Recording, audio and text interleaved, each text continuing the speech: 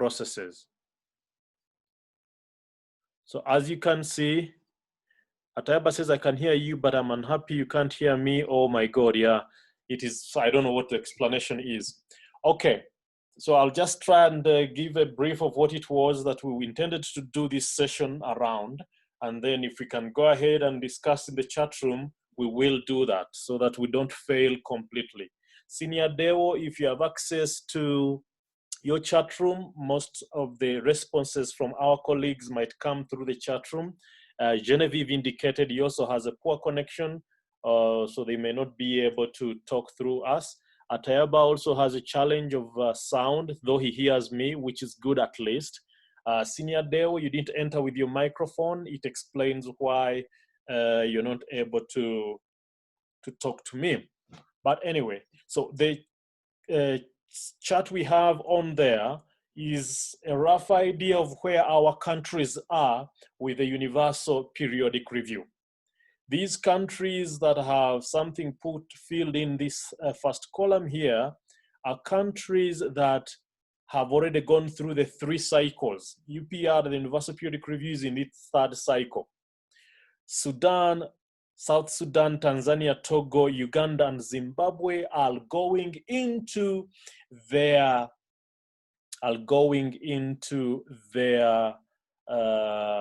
3rd cycle.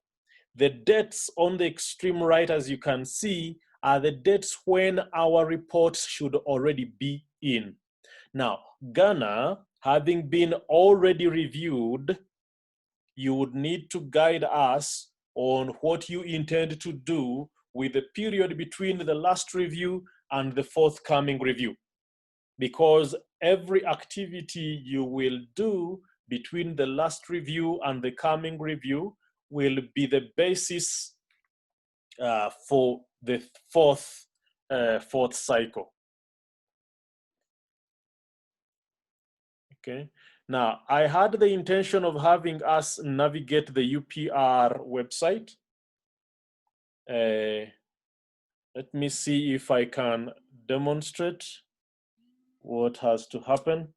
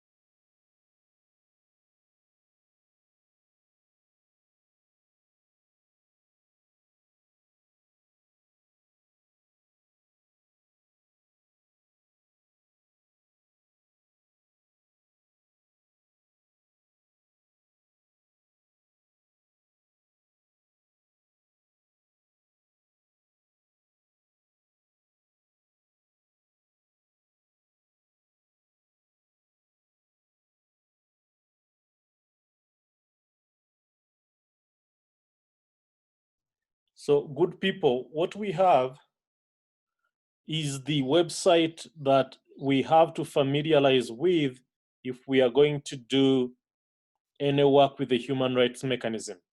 This website, we should be familiar with it.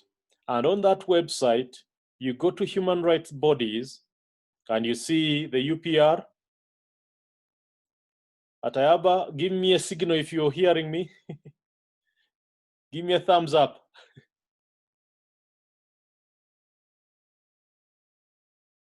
Atayaba.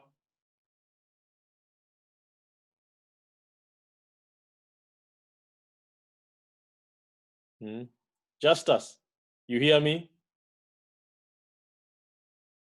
Justus? Justus, give me a thumbs up if you hear me. You hear me?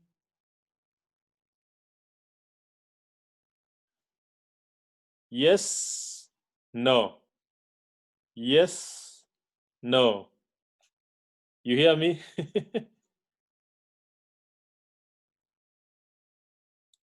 Genevieve, you hear me?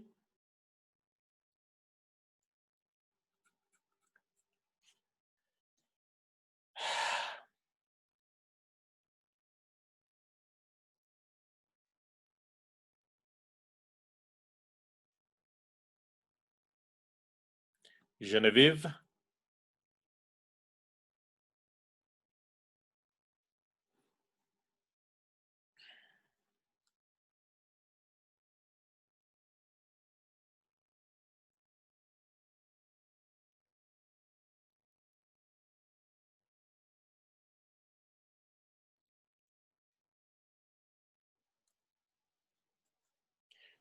Justus?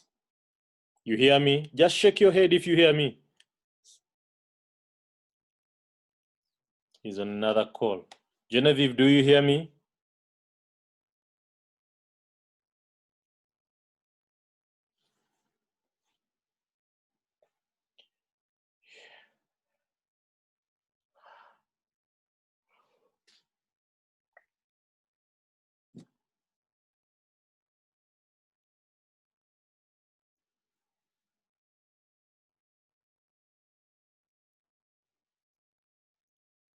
Okay, so on this website, you check out human rights bodies, you'll see a drop down that has all human rights bodies, Human Rights Council. Then you will see the Universal Periodic Review, and below there is special procedures and treaty bodies. So when you click on the Universal Periodic Review, you would realize that most of the stuff I talked about can be found there. So Genevieve will proceed with you since the clip is going to be recorded. We will then share the recording subsequently. Now, here you will find information about the UPR, the sessions, and the civil society engagement, a lot of stuff there. At this point in time, I would like us to concern ourselves with documentation by country. Now, Genevieve, I had asked you which country you are so that I would be able to demonstrate for you how to access your country. So this is where you would find documentation by country. Okay. In the chat room, Genevieve says, okay, Ghana is also the country. Good. Okay. So Genevieve, since you're in, you will share with the others. Let's try and locate Ghana.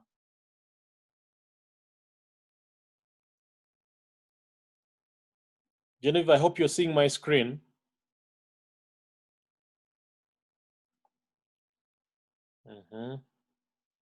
Okay. So there we go. We have Ghana.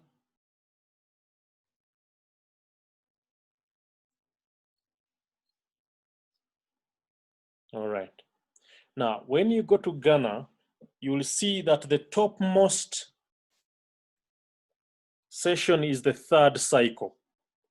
And because Ghana has already been reviewed, you will find the three most important reports for the review. You will see what government said about itself. You would see what the Office of High Commissioner put together as coming from UN agencies, special procedures, and treaty bodies. You will also see the stakeholder report. Now, when we check this one out, you can actually discover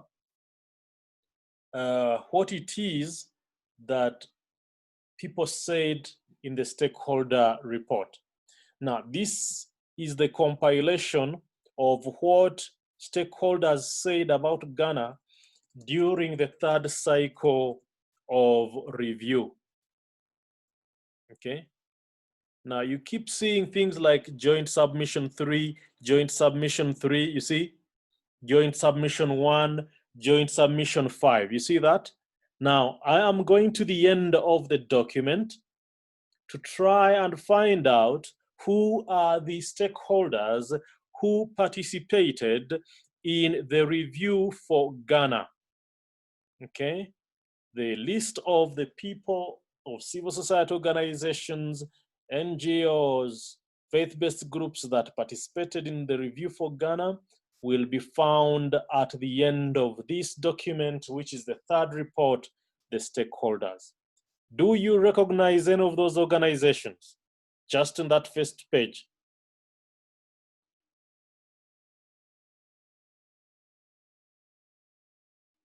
Just type the organization you recognize in the chat room. Any of those organizations that you recognize?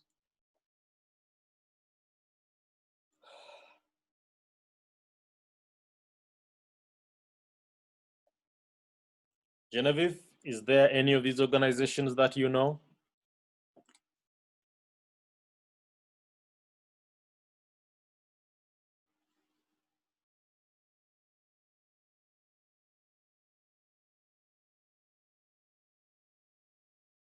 Okay, now I'm seeing, okay, Genevieve. Let me check the chat room. Okay, you recognize the Human Rights Advocacy Center in Accra, Ghana. Now, usually for me, because I'm more associated to faith-based human rights organizations, I usually look out for the Catholic groups. I hope you see this is the Marist International Solidarity Foundation, Geneva. Okay, FMSI. I don't know if we have any other here that we could, let me see the joint submission, Ghana Coalition, okay. All right, joint submission 4. Fisheries Alliance. Community and Family Aid, Women in the Lord's Vineyard. These must be some Christian groups there involved. Okay, Restoration of Hope Foundation. Okay. Joint submission 10, joint submission 11. Okay. Joint submission 12, the Human Rights Advocacy Center and Ghana Coalition of NGOs on Health. So as you can see, apart from the Marist Foundation for International Solidarity, the only Catholic group, there is no other Catholic group that we can identify that formally participated in the review for Ghana.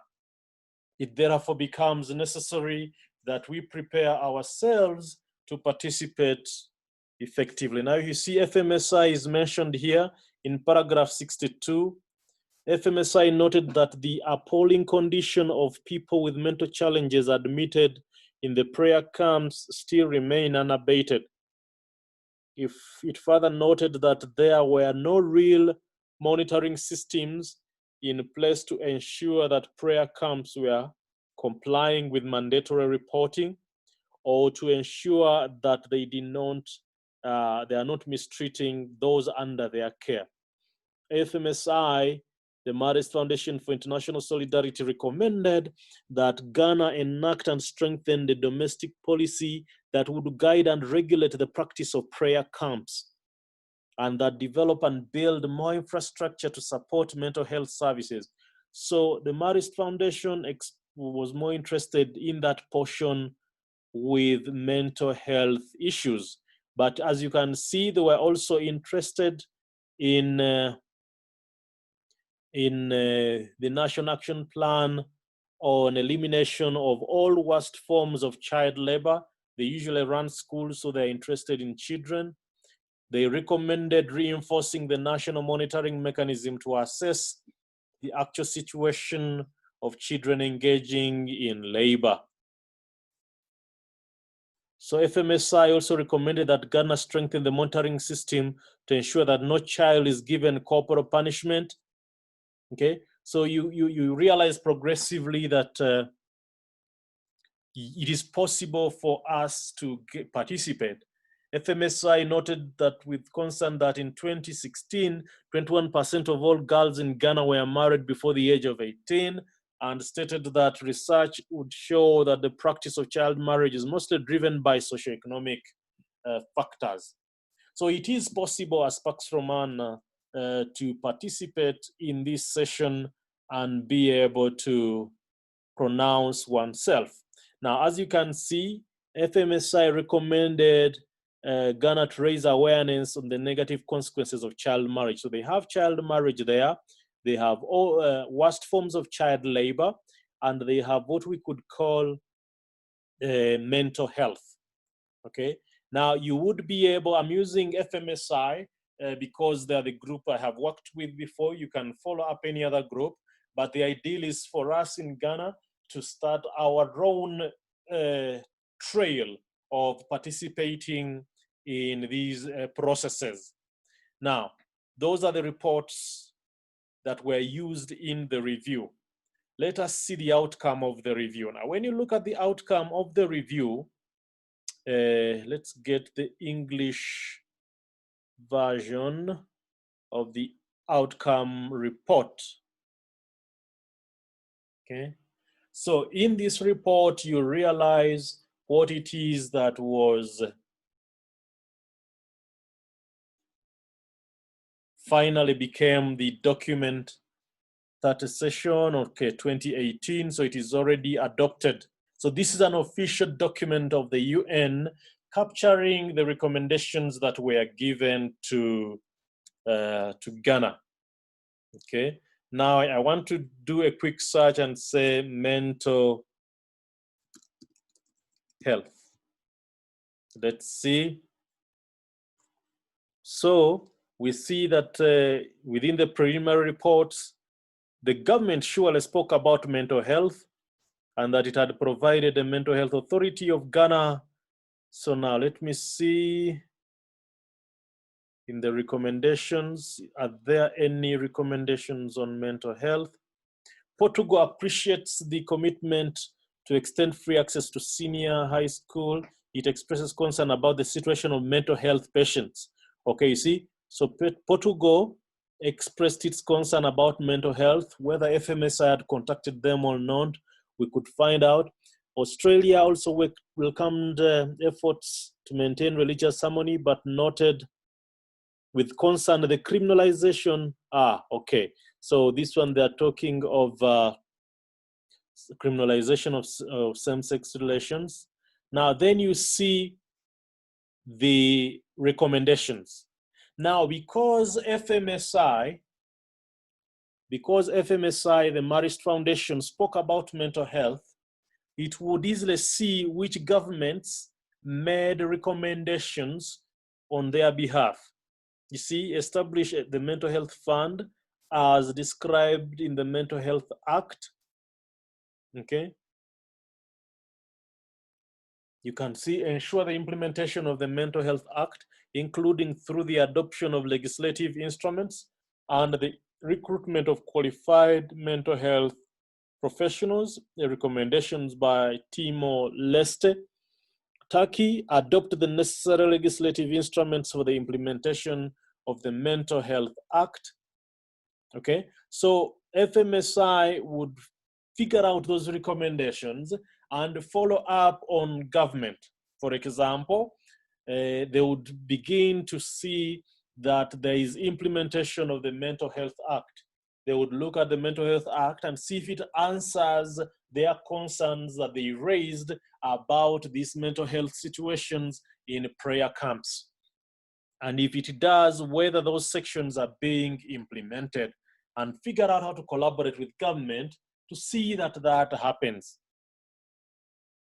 Okay, so the other thing that FMSI talked about was child labor. So I do a search for child labor and see if there is any country that spoke. You see, Italy called on the government of Ghana at the third cycle of the UPR to strengthen efforts to implement the legal framework prohibiting child labor.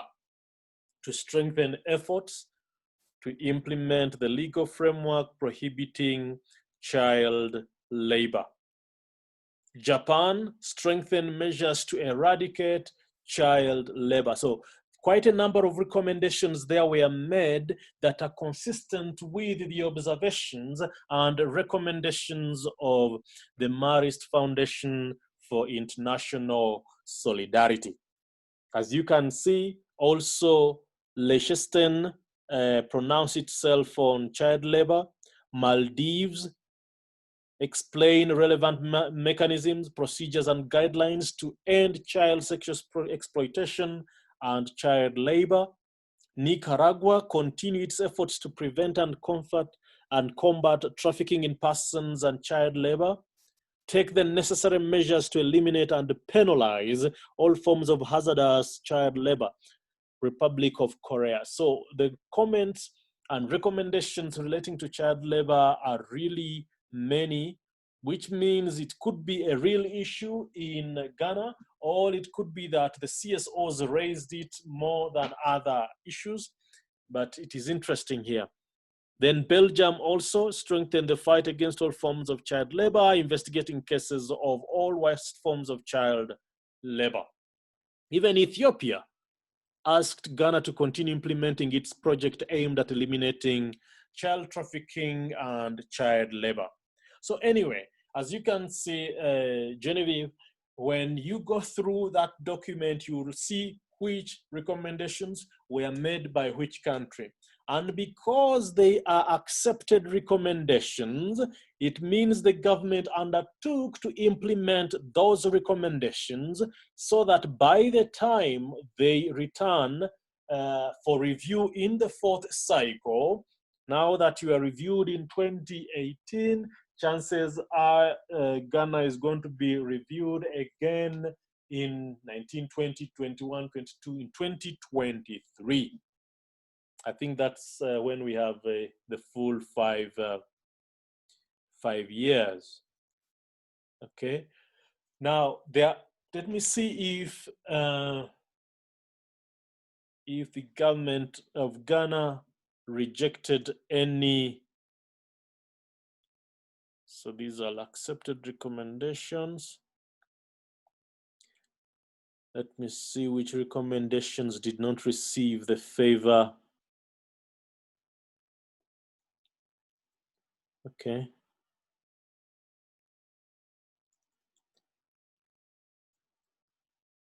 It would seem that all recommendations received favor. No.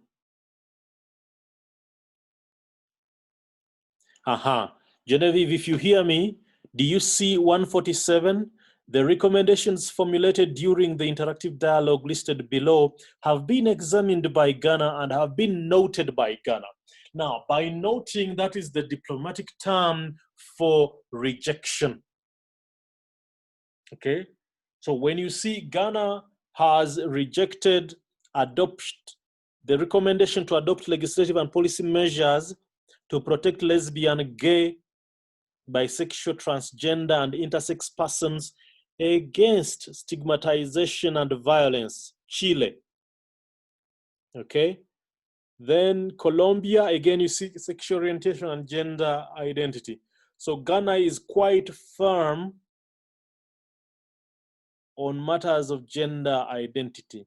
Then for some reason, they also rejected the recommendation by Congo to expedite the revision of legal framework on refugees. I think Ghana is a little bit touchy on the question of refugees, so they rejected that. They also rejected the one from Cote d'Ivoire, accede to the 1954 Convention relating to status of stateless persons and the 1961 Convention on the reduction of statelessness in accordance with the commitments. Now, you see, when a government rejects a recommendation, it is saying we don't want to lie to you. We cannot guarantee that the next time we come for the review, we will have acted on them. Okay. I didn't see your chat, Genevieve. Oh, Genevieve, you can't hear me now? Genevieve, you hear me now? It's 18 hours. Okay. Genevieve?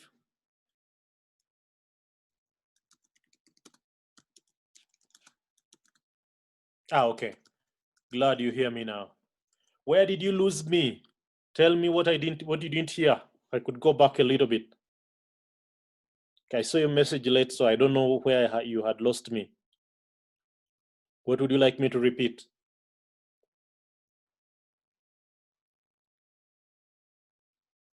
Genevieve?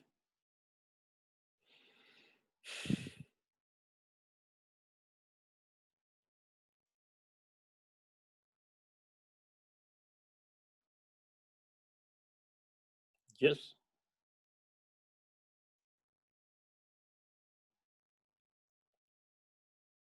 Okay, through the recommendation, that was long ago. Did you hear some of the recommendations about the Marist Foundation on child labor and on mental health?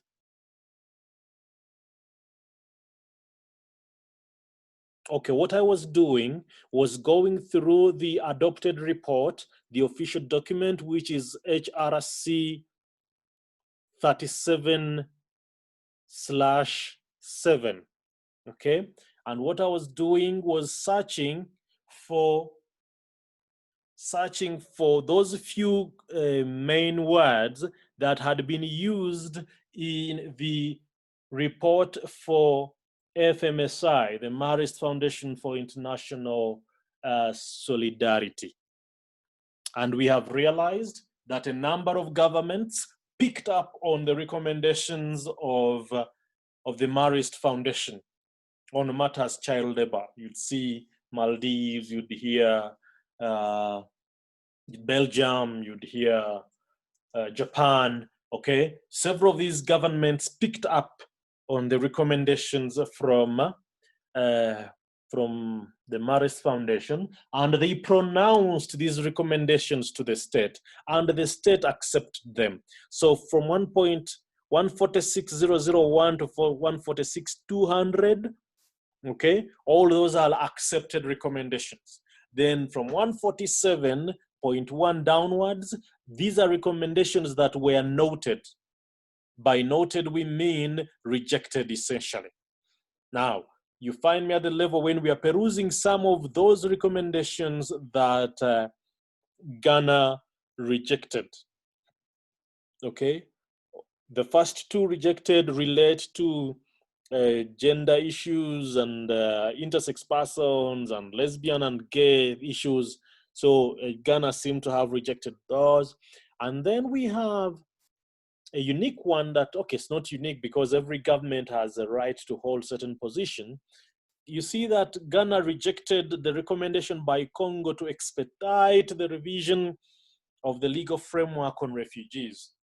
And thereafter, you see they also reject the one for Congo that talks of acceding to the conventions on stateless persons. Ghana also rejected the convention to ratify the International Labour Organization Convention on Indigenous and Tribal Peoples.